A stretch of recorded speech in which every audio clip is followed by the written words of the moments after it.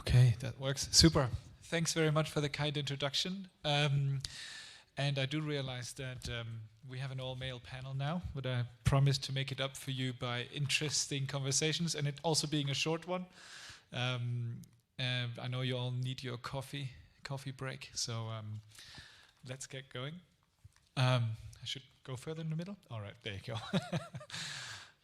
Okay, so let me start this panel, which is about resilient food systems and water systems in Africa and the Middle East, by just giving a brief introduction into the topic. And I think especially food systems, I think within Namibia, probably here, I don't have to tell you so much because you know so much more than us Europeans about how to deal with water sustainably, and also we have a lot of food production here. So, but nonetheless, food systems are key to achieving the SDGs, the Sustainable Development Goals.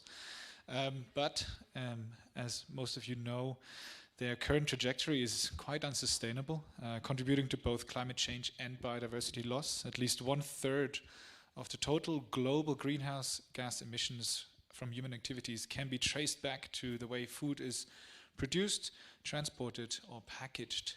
And that's, of course, a massive contributor. And more than 1/3 of the world's land surface and nearly 75% of freshwater resources are currently used for crop or livestock production. And this, of course, puts ecosystems under immense pressure, often because of deforestation, land or freshwater degradation. And food insecurity and water stress are, of course, intertwined, which is also why we're talking about food systems and water in this panel. And it's not, it's obviously not possible to supply and grow food, produce food without an appropriate water supply. And maybe just to add a bit more doom and gloom before I go into solutions, the expansion of agricultural commodities is the largest driver of deforestation globally, and food systems remain one of the key contributors to global nature loss. So it's not just the climate that's impacted, but really also nature and biodiversity.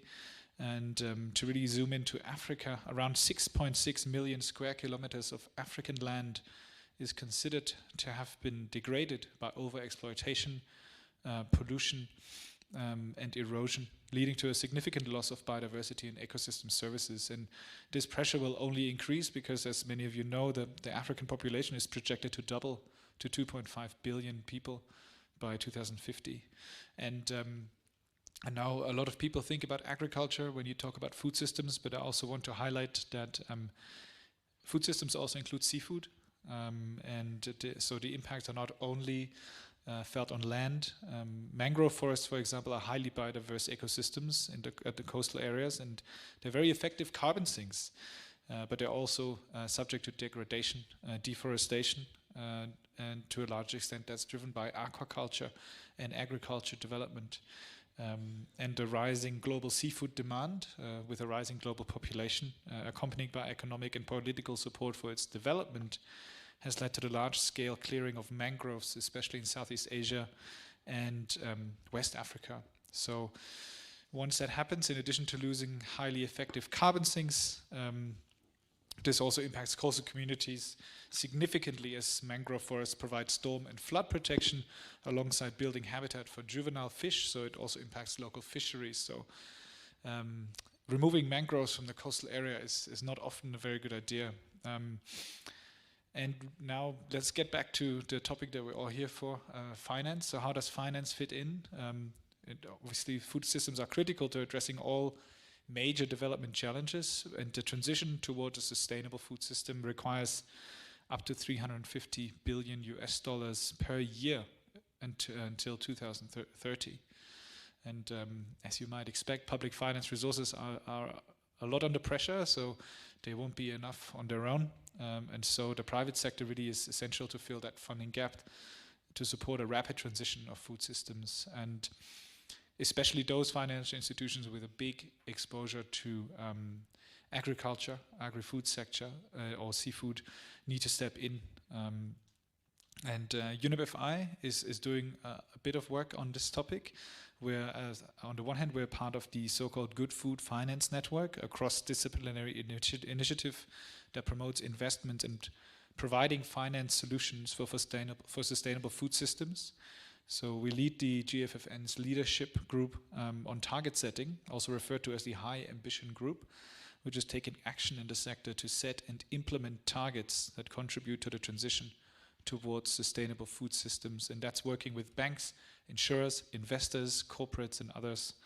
And just as an example, targets can include a wide range of measurable environmental and social goals, such as increasing the use of technology to modernize agricultural practices, avoiding deforestation, of course, investing in climate adaptation, or unlocking smallhold farmer income through incentivizing carbon removal.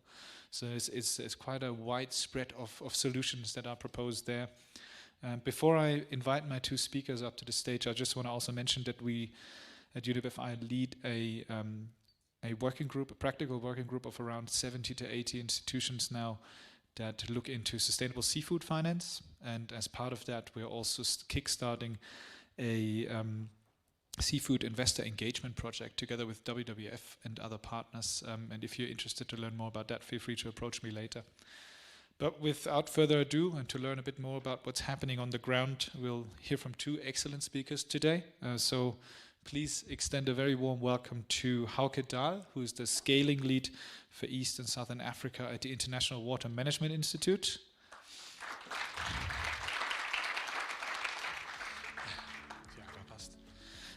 And secondly, please welcome to the stage George Fedha, who is the country director and representative for the World Food Programme in Namibia.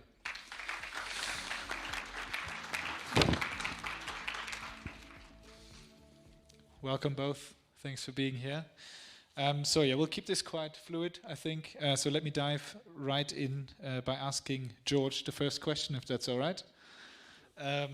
So Africa and Middle East obviously are quite susceptible to climate risks, which causes water scarcity and affecting precipitation and rainfall, which of course is an essential aspect for food security, considering that around 95% of Africa's agriculture is rain-fed. What would be your recommendation of how financial institutions with a significant portfolio exposure to the agri-food sector can support a transition to a more sustainable food system? Thank you, Dennis. I think I missed some of the important sessions and very critical discussions done in the past 2 days. And I'm not an expert in finance. I just know how to borrow it. But it's also an area where, for the World Food Programme, this is an uncharted waters we're entering with our partners. Many years ago, when you work for World Food Programme, you only deal with water and food. When you work for UNICEF, you only deal with children and education. When you work for UNHCR, you only deal with refugees and issues around refugees. But over the years, we've seen the world evolving where you go to look at a community through a nexus approach. Food, climate, water, energy lens is how to approach sustainable development.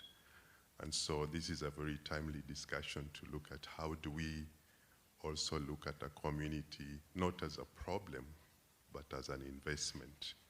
So the opportunity for the financial sector to look at the opportunities that are created through government economic planning, and governments have also looked at economic planning through this nexus, and that opens opportunities for investment.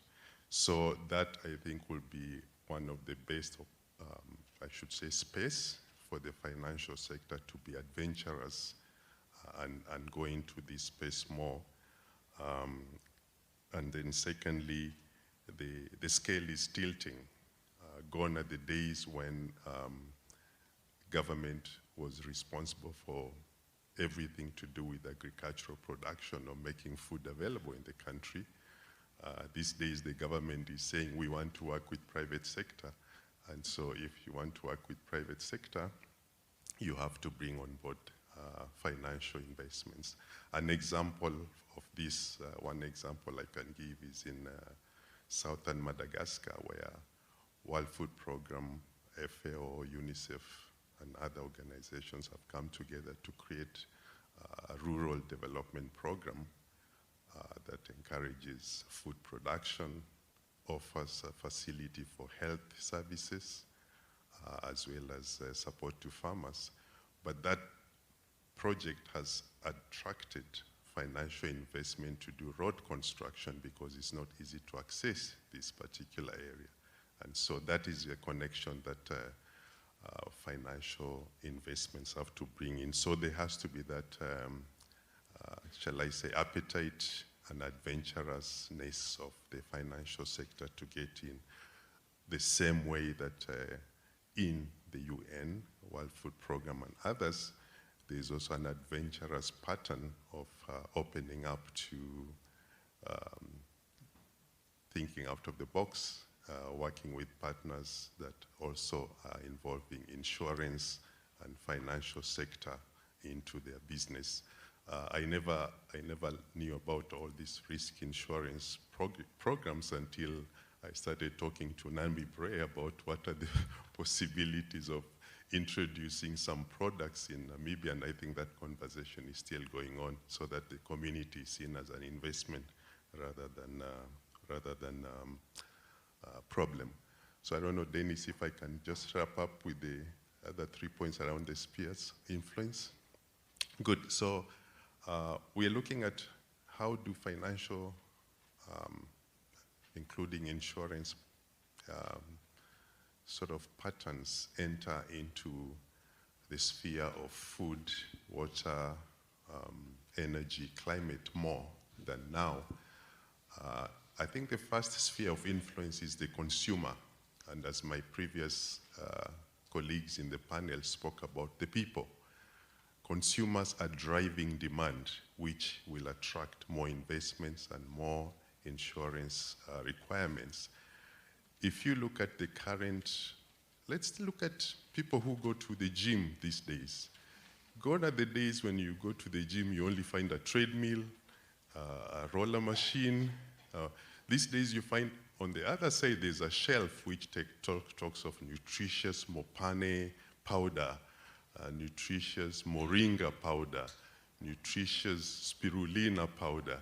So the wellness industry is picking up opportunities for investment in areas where we never used to relate food to. So wellness is now around health and well-being.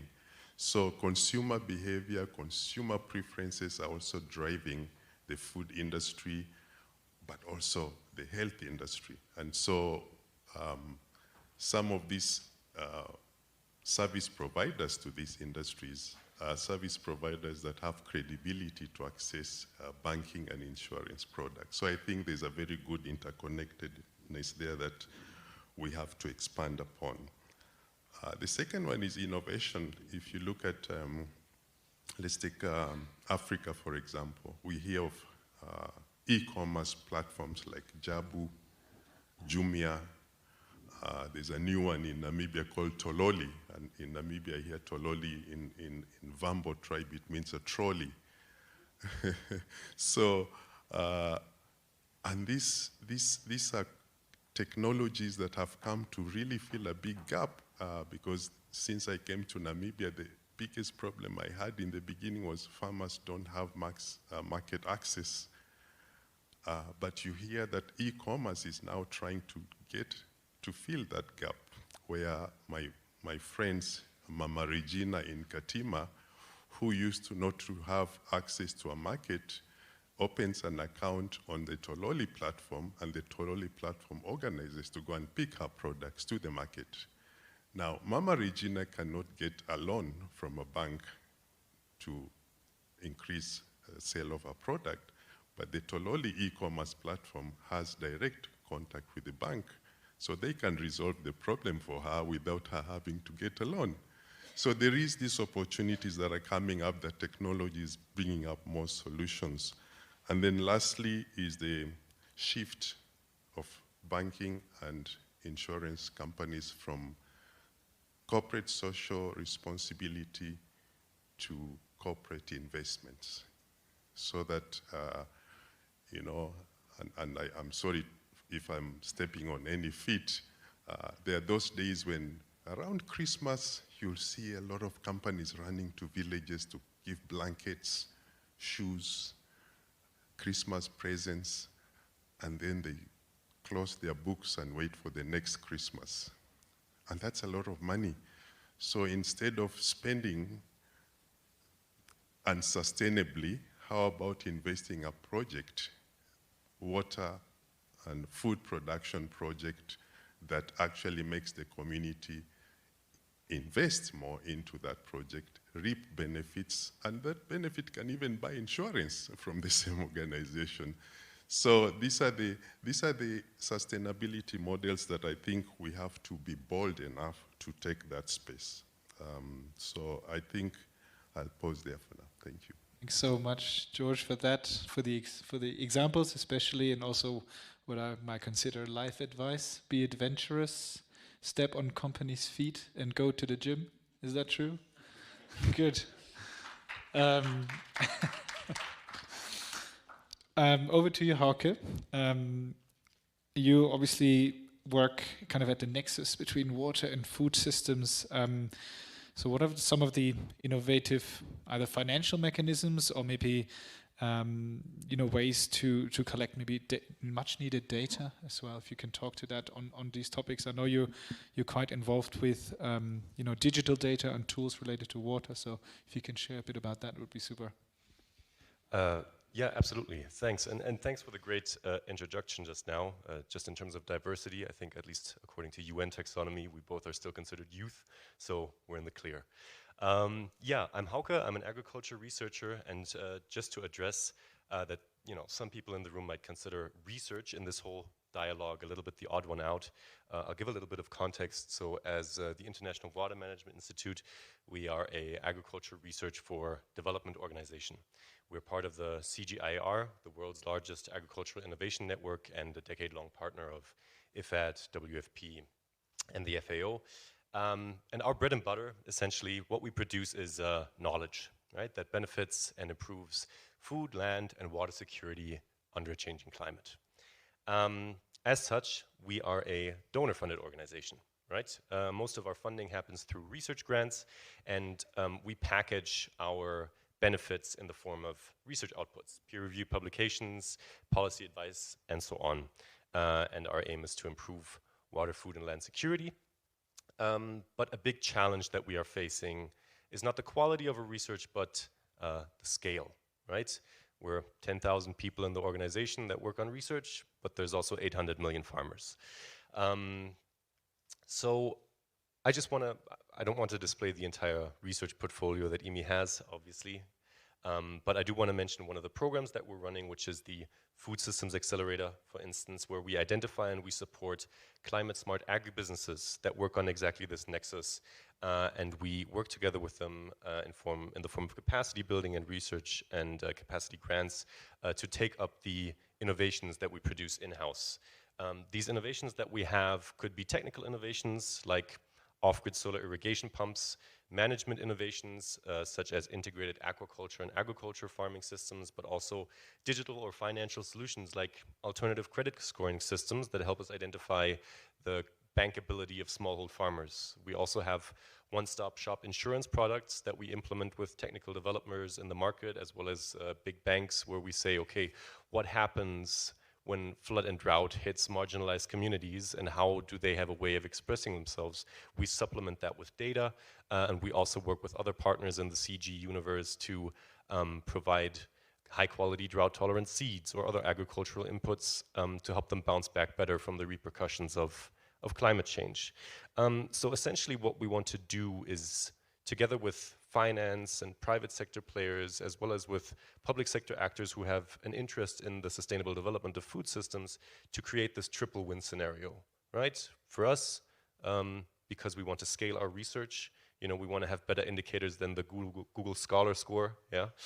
Obviously, we want to help agribusinesses and other private sector partners reach their journey to scale and supplement that with demand-driven and science-based evidence for sustainability impact.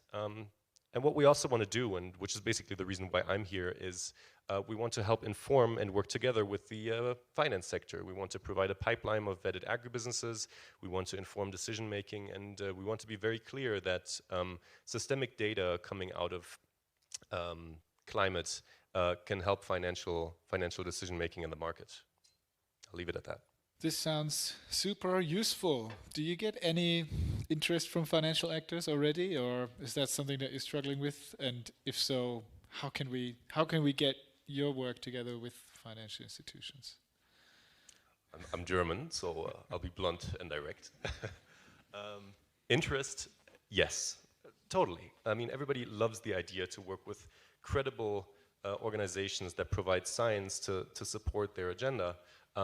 But we have different incentive structures. My research outputs are on a 3-year timeline, for instance, whereas if you work for a bank, you have quarterly bonuses that you're working towards, right? So the way that we communicate in the market is often iffy. So conferences like these are really important to see how we can engage into this dialogue, and obviously the subsequent follow-up discussions. That's good to know. So did you hear that? Anyone in here who is interested in working science-based in these topics, which I think all of you should be, please speak to this man after the panel.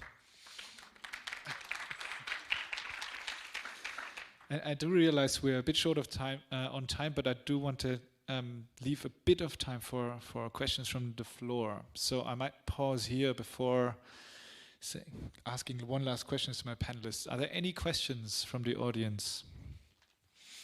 Now's your chance.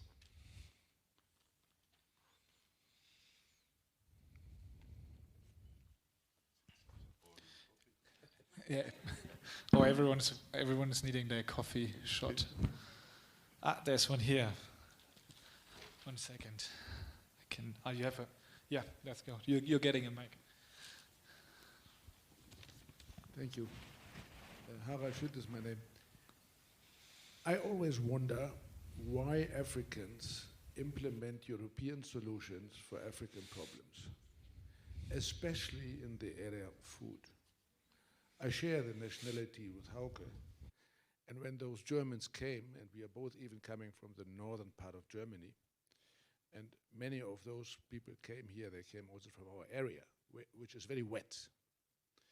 And they introduced European ways of cultivating food, and they thought they had found a solution. But in fact, they had caused more a problem. So what I would like to see, and that is maybe a question to the financial sector,